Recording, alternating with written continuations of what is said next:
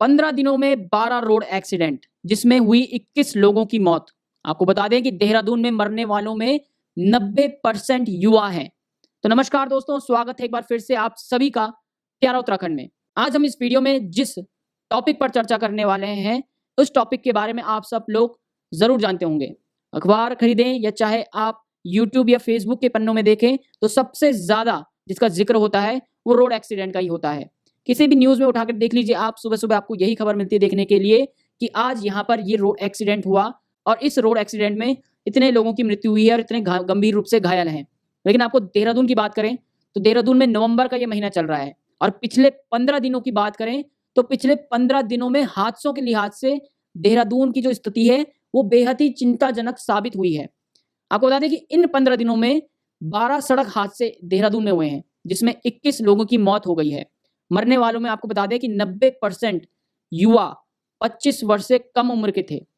यानी कि जिन युवाओं को आगे चलकर देश का भविष्य देखना था, जिन युवाओं के कंधों में देश का भविष्य था, वो युवा इन रोड एक्सीडेंट की वजह से अब इस दुनिया से अलविदा कह चुके हैं।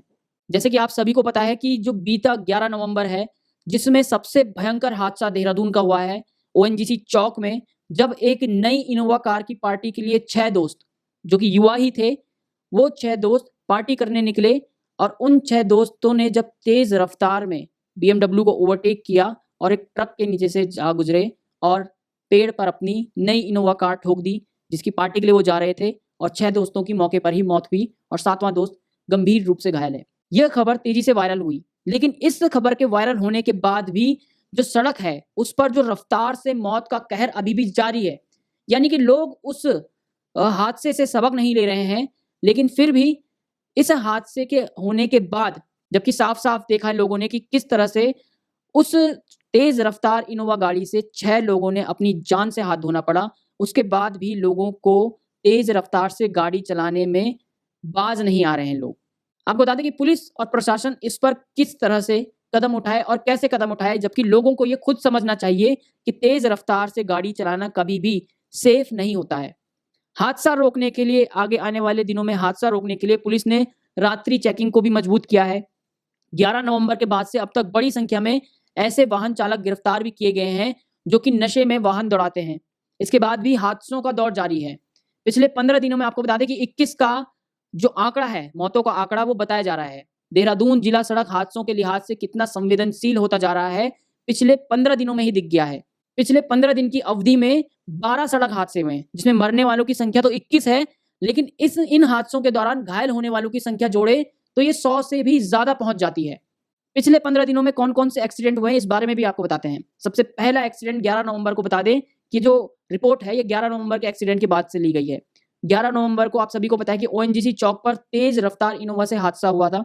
इनोवा तेज रफ्तार BMW को ओवरटेक कर रही थी जिसमें 7 लोग बैठे हुए थे, 7 युवा बैठे हुए थे जिसमें 6 युवाओं की मौत हुई। उसके बाद 11 नवंबर को ही ऋषिकेश देहरादून मार्ग पर एक कार और एक बाइक की टक्कर हुई जिसमें 2 युवकों की मौत हुई। 13 नवंबर की बात करें तो 13 नवंबर को रेलवे स्टेशन परिसर में तेज रफ्तार बाइक की टक्कर से महिला की मौत हुई। वहीं 13 नवंबर को ही आशा रोडी के पास कंटेनर ने कई वाहनों को टक्कर मारी जिसमें एक व्यक्ति की मौत हुई।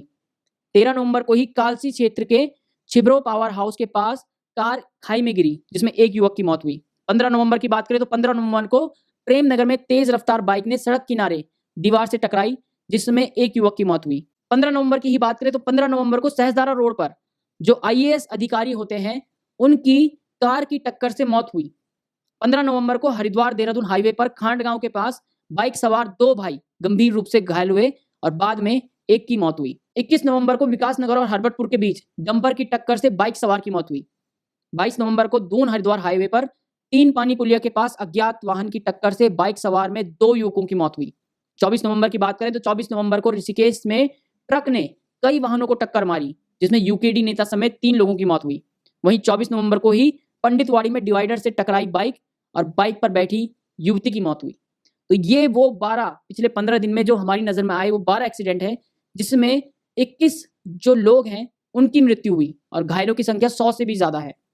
आपको बता दें कि इसमें आपने एक चीज नोटिस की होगी कि जो मरने वाले हैं उसमें 80 से 90% तो युवा ही हैं। जिन युवाओं को देश का, उत्तराखंड का और देश का नाम रोशन करना था, वो युवा इन एक्सीडेंटों में अपनी जान गंवा बैठे। एक्सीडेंटों का कारण क्या है? रॉन्ग ओवरटेक करना, तेज रफ्तार कार चलाना।